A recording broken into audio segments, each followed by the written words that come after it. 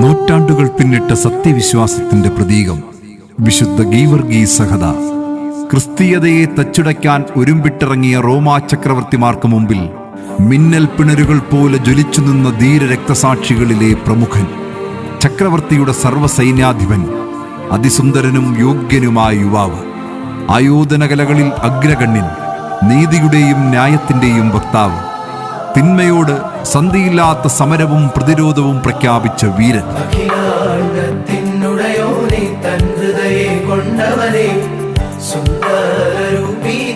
വിരാജിതമാർഗി വരുഗീസേ,